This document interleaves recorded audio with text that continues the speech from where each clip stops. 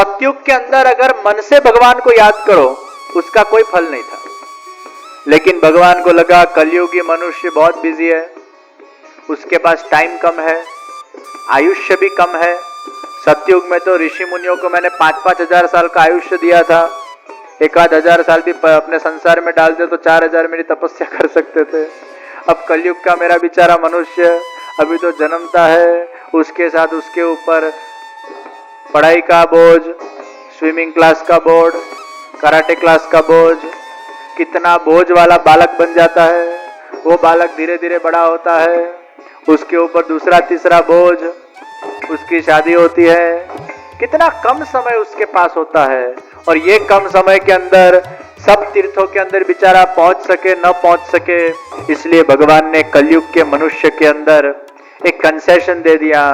तुम फिजिकली कोई जगह जा सको या न जा सको, लेकिन दिल से, श्रद्धा से, अगर मन से भी मेरा स्मरण कर लोगे, मन से भी उस तीर्थ का चिंतन कर लोगे, मन से भी मेरी परिक्रमा कर लोगे, तो भी तुम्हें उसका फल प्राप्त हो जाएगा। तो कलयुग के मनुष्यों के लिए भगवान ने बहुत अच्छा कंसेशन दे दिया है। आइए आज हम गिरिराज बाबा की मानसिक परिक्रमा करें। हम ब्रजवासी बनकर, ब्रज के गोपिया गोपी बनकर आज गिरिराज बाबा की ये दिव्य परिक्रमा के अंदर जुड़ने का प्रयत्न करें। मन से गिरिराज बाबा के जतिपुरा का ध्यान करें, मन से गिरिराज बाबा के मुखारविंद का ध्यान करें। आइए मानसिक परिक्रमा के अंदर हम सब कृष्ण भगवान के सानिध्य का अनुभव करते हुए जगत गुरु श्री वल्लभाचार्य जी महाप्रभु जी के सानिध्य का अनुभव करते हुए मानसिक परिक्रमा के अंदर जुड़े। आज हम बेंगलोर वासी नहीं, हम ब्रजवासी है, उस भाव को जागृत करते हुए ये परिक्रमा के अंदर हम जुड़े।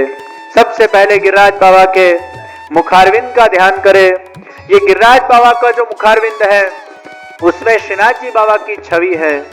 गिरिराज बाबा के मुखारविंद के दर्शन करते हैं तो मानो कि श्रीनाथ जी बाबा के मुखारविंद के दर्शन होते हैं। ये शिला को जगत गुरु वल्लभाधीश महाप्रभु जी ने सुंदर शिला नाम दिया है। ये शिला बहुत सुंदर है और वो गिरिराज जी के मुखारविंद के सामने श्री महाप्रभु जी के बैठक जी है। जहां जहां महाप्रभु जी ने 7 दिन विराजमान होकर श्रीमद् भागवत का पारायण किया है, वो सभी जगह श्री महाप्रभु जी के आज भी बैठक जी विद्यमान है। गिरिराज जी की तरेटी के अंदर, गिरिराज जी की परिक्रमा के अंदर हर एक कदम के ऊपर कहीं न कहीं कुछ दूरी के ऊपर श्री महाप्रभु जी के बैठक जी के हमें दर्शन होते हैं। तो गिरिराज जी की तरेटी वो श्री महाप्रभु जी के बैठक जी की तरेटी है। जहां वल्लभ प्रभु विराजते हैं वही गिरिराज जी की तरेटी है। आइए गिरिराज बाबा के सुंदर स्वरूप का ध्यान करते हुए, साष्टांग दंडवत प्रणाम करते हुए परिक्रमा की आज्ञा ले और परिक्रमा का शुभारंभ करें। हमारी परिक्रमा मानसी गंगा पर पहुंची और मानसी गंगा पर पहुंचकर हमने मानसी गंगा का आचमन किया, मार्जन किया और मानसी गंगा से हमारी परिक्रमा आगे बढ़ी।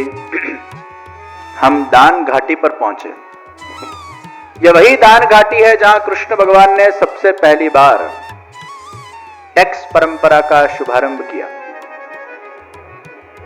सब गोपियां दूध दही बेचने के लिए भगवान कृष्ण के इलाके में आती और गोपियों का भाव क्या था? उनका भाव ये था दही बेचने जाएंगे तो हरि मिल जाएंगे, लेकिन हरि का भाव कुछ अलग था कि तुम जितना बेचो उस पर से कुछ परसेंटेज मुझे खिलाना पड़ेगा। तो गोपियों के पास भगवान ने टैक्स मांगा और क्या कहते हैं?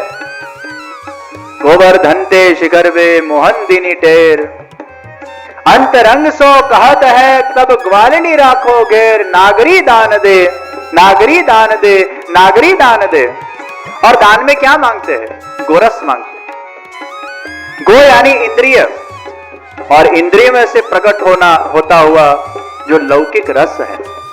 आंख से देखने में मजा आता है, कान से सुनने में मजा आता है, रेस्टोरेंट का भोजन करने में मजा आता है, होटल का खाने में मजा आता है, तो हमारी जो इंद्रियां है वो बहिर्मुख है, और उसमें से जो प्रकट होता हुआ जो लौकिक रस है, मोह है, उसको मोहन हर लेते हैं। और क्या कहते हैं, तेरी 11 इंद्रियों का समर्पण तू मुझ चरणारविंदों के अंदर कर दे, तन मन धन से अपना सर्वस्व मेरे चरणारविंद के ऊपर धर दे। हे गोपी, गोरस की आड़ के अंदर मैं तेरा सर्वस्व समर्पण मांग रहा हूं। आइए हमारे तन का, हमारे मन का, हमारे धन का सर्वस्व समर्पण दान घाटी का चिंतन करते हुए भगवान के श्री चरणारविंदों के अंदर हम करें। पूछरी के लोटा के अंदर पहुंचकर, ये लोटा जी वो भगवान के मित्र हैं, तो पूछरी के लोटा पर पहुंचकर लोटा जी के दर्शन हुए। और ये पूछरी का लोटा नाम क्यों पड़ा? क्योंकि सब लोग कह रहे थे 6:30 बज गए। अब बाजू वाले को पूछ रही कितनी देर है, कितनी देर है कब पतेगा, कब पतेगा, कब पतेगा। तो वहां जाकर सब लोग पूछने लगे, पूछ रही कब परिक्रमा पूरी होगी। और पूछरी का लोटा का जय जयकार हुआ। नवल कुंड पहुंचे, अप्सरा कुंड पहुंचे, और अप्सरा कुंड से होकर रामदास की गुफा होकर सुरभि कुंड होकर हम गिरिराज जी के मुखारविंद के ऊपर पहुंचे। और सभी परिक्रमावासी ने श्री गिरिराज जी को साष्टांग दंडवत प्रणाम किए हैं। श्री गिरिराज बाबा की पूर्ण शरणागति को हमने स्वीकार किया है। हरिदास वर्य श्री गिरिराज गोवर्धनाय नमः। हरिदास वर्य श्री गिरिराज गोवर्धनाय नमः।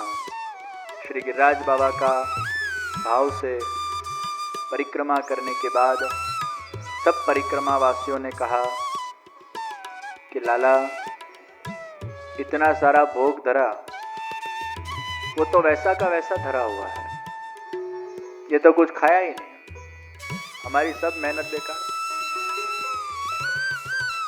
तब भगवान मन में सोचने लगे, मैं सब खा जाऊंगा तो तुम्हें क्या मिलेगा, लेकिन मैं सब खाकर वापस उतना ही रख देता हूं ताकि तुम उसका प्रसाद का सेवन कर सको। लेकिन अब उनको विश्वास बैठा ना था, पहली बार का विषय था, इसलिए सबने विनंती की हमारे सामने प्रभु आरोगो। और सबकी विनंती को मद्देनजर रखते हुए उसी वक्त 1000 हाथ वाले गिरिराज बाबा का प्रागट्य हुआ। गगन भेदी स्वर रचना हुई, शैलोस्मि शैलोस्मि शैलोस्मि, गिरिराजोस्मि गिरिराजोस्मि गिरिराजोस्मि। और सभी भोग को भगवान आरोगने लगे। पूरा अन्नकूट भोग भगवान आरोग गए। और अब भगवान को और आरोगने की इच्छा हुई। भगवान को लगा आज ये सबको थका देना है, वैसे भी परिक्रमा करके थके हारे आए हैं, अब उनको और थकाना है।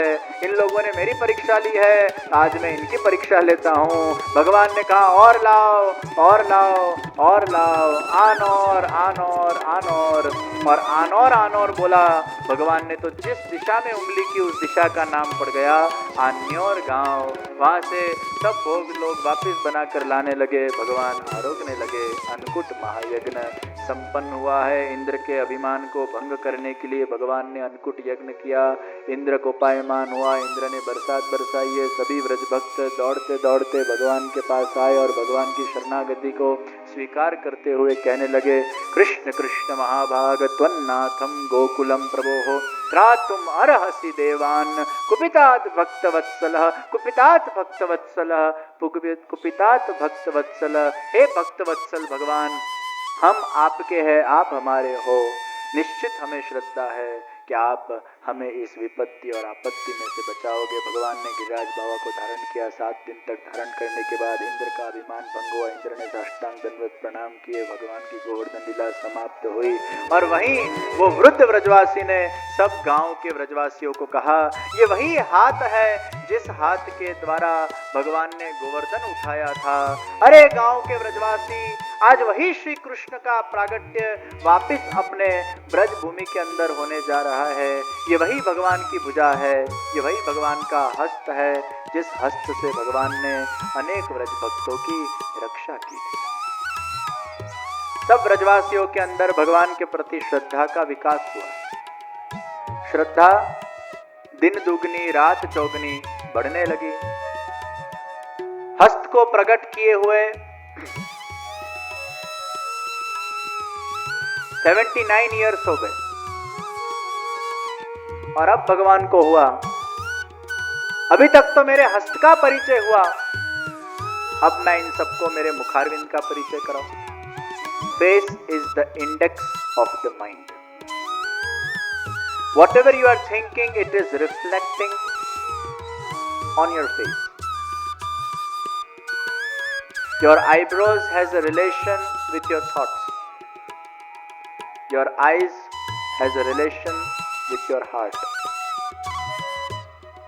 Your nose has a relation with your personality.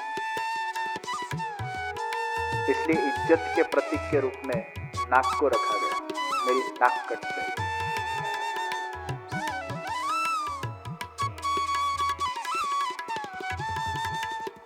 आप जो हो वो चेहरे पर प्रदर्शित होता है। अगर किसी को चेहरा पढ़ना आए तो देखिए, हृदय का कनेक्शन आंख के साथ है, इसलिए हृदय में दुख होता है तो आंख रोती है, कान थोड़ा रोता है। हृदय सुखी होता है तो आंख में से प्रकाश निकलता है, प्रसन्नता का तेज निकलता है। आपका आत्मा कैसा है, आपका दिल कैसा है, वो आपकी आंखें बयां करती है। इसलिए प्रेम का इजहार भी आंखों से होता है।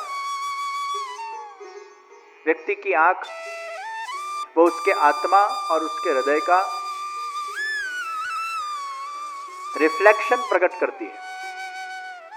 तो भगवान को हुआ, अभी तक मेरे चेहरे के दर्शन किसी को हुए नहीं है। और आपका परिचय वो आपका चेहरा है। आप कोई मुसाफरी कर रहे थे ट्रेन में, 10 साल पहले आपको कोई व्यक्ति मिला और 10 साल के बाद जब आप वापस उसको रिकॉल करोगे तो उसका हाथ पैर आपको नहीं दिखेंगे, उसका चेहरा दिखेगा। किसी का नाम लेते तो उसका चेहरा याद आता है, क्योंकि वो उसका परिचय है। यहाँ हमारे शशिकांत भाई ने ये बैनर छपा है, तो मेरे हाथ पैर क्यों नहीं रखे? तो व्रजराज कुमार जो कथा करने आए वो कौन है? तो चेहरा। कि ये 2 आंख 1 नाक 2 कान वाला जो आदमी है उसको व्रजराज कुमार बोलते हैं। तो चेहरा वो हमारा परिचय है। तो भगवान श्रीनाथ जी को हुआ, अब मेरे मुखारविंद का मैं प्रागट्य करूं ताकि इनको पता चले मेरा स्वरूप कैसा है, मैं कौन हूं। गिरिराज जी की तरेटी के अंदर बहुत सारे गांव, उसमें से एक गांव का नाम जमनावता गांव और दूसरे गांव का नाम आन्योर गांव। जमनावता गांव के जो अग्रणी है उनका नाम है धर्मदास और आन्योर गांव के जो मुखी है उनका नाम है सदु पांडे। सदु पांडे के पास 1000 गैया थी, धर्मदास के पास 300 गैया थी। देखो, भगवान का जब प्रागट्य होने वाला होता है तो उसके पूर्व किसका प्रागट्य होता है? गैया का प्रागट्य होता है। जहां गाय है वहां भगवान है, जहां भगवान है वहां गाय है। प्रियजनों, भगवान को जो प्रिय है उसे क्या कहते हैं? उसे गाय कहते हैं। भगवान को जिसके बिना चलता नहीं उसको क्या कहते हैं? उसको गाय कहते हैं। और हमें जिसके बिना चलता नहीं उसको क्या कहते हैं? गाड़ी कहते हैं। जब गाड़ी चलती है तो पॉल्यूशन क्रिएट करती है और जब गाय चलती है तो पवित्रता क्रिएट करती है। भगवान अपने साथ हमेशा जिसको रखते हैं उसे बांसुरी कहते हैं और हम अपने साथ हमेशा रखते हैं उसे मोबाइल कहते हैं। बांसुरी जब बजती है तब ये साइलेंट न हो ऐसा भाव होता है और कई बार मोबाइल बजता है तो साइलेंट कर देना पड़ता है। बांसुरी वो खाली है इसलिए सुरों को निकालती है, मोबाइल वो भरा पड़ा है इसलिए बेसुरा हो जाता है। तो भगवान जिसको अपने साथ रखते हैं उसे बांसुरी कहते हैं, भगवान जिसको चराते हैं उसको गाय बोलते हैं, हम जिसको चलाते हैं उसको गाड़ी बोलते हैं। प्रियजनों, हमारे भगवान को गाय बहुत प्रिय है। ये गाय आई कहां से? तो एक बार भगवान विराजमान थे अपने धाम में और भगवान ने अपने ही हृदय में से सुरभि गाय को प्रकट किया, उसके दूध को धोकर आरोगा और भगवान इतने प्रसन्न हुए कि गाय जा, मैं तुझे वरदान देता हूं, तेरे अंदर 33 करोड़ देवी देवता का वास होगा। हे गाय, मुझे तेरे दूध का व्यसन हो चुका है। हे गाय, मैं तुझ पर इतना प्रसन्न हूं कि जहां तू होगी वहां मैं होऊंगा, जहां तेरी सेवा होगी उसके फलस्वरूप मेरी सेवा उस जीव को प्राप्त होगी। हे गाय, मैं तुझ पर इतना प्रसन्न हूं कि जा, आज मैं तेरे नाम से मेरे धाम का नाम रख लेता हूं। इसलिए भगवान ने अपने धाम का नाम भी गोलोक धाम रख दिया है, जो गाय का लोक है। जहां गाय का निवास है वहां मेरा निवास है। प्रियजनों, भगवान की हर एक लीला के पीछे या पहले गाय जुड़ी हुई है। भगवान के धाम का नाम गोलोक धाम, भगवान के सखा का नाम गोपाल।